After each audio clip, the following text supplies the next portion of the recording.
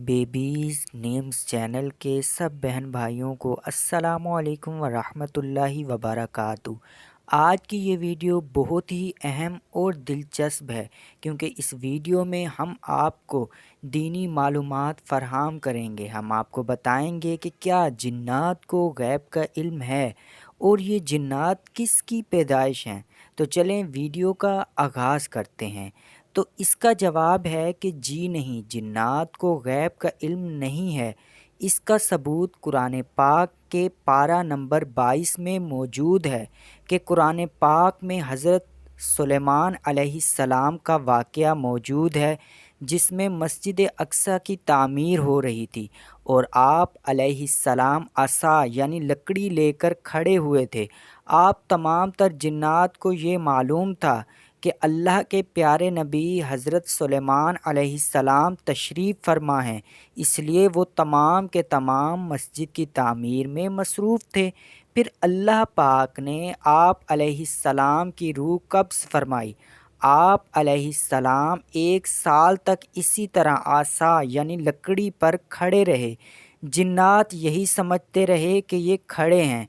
फिर जब अल्लाह ने चाहा और दीमक ने आसा यानी लकड़ी को चाटा और आप अलैहिस्सलाम यानी हज़रत सुलेमान अलैहिस्सलाम ज़मीन पर तशरीफ़ लाए, तब जिन्नात को पता चला कि ये तो वफ़ात पा चुके हैं।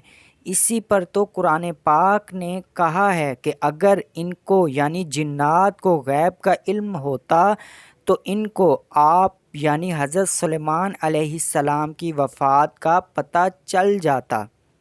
लिहाजा इससे ये साबित हुआ कि इनको गैब का इल्म नहीं है।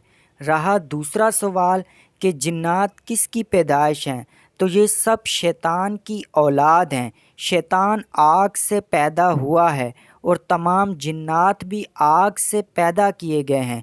कुरान पाक में इस बात का सबूत मौजूद है कि जब शैतान को कहा गया कि आदम अलैहिस्सलाम को सजदा कर, तो इसने कहा कि मैं आदम अलैहिस्सलाम से बेहतर हूँ कि तूने मुझे आग से पैदा किया और इनको तूने यानी हज़रत आदम अलैहिस्सलाम को तूने ए अल्लाह मट्टी से पैदा किया। इसका हवाला कुरान पाक के पारा नंबर 23 में इस बात का हवाला मौजूद है। अगर आपको हमारी ये वीडियो पसंद आई हो तो हमारे चैनल बेबीज़ नेम्स चैनल को सब्सक्राइब कीजिए। हम आपके लिए इसी तरह की प्यारी प्यारी वीडियोस लेकर आते रहेंगे। तो मिलते हैं नेक्स्ट वीडियो में, तब तक के लिए अल्लाह हाफिज़।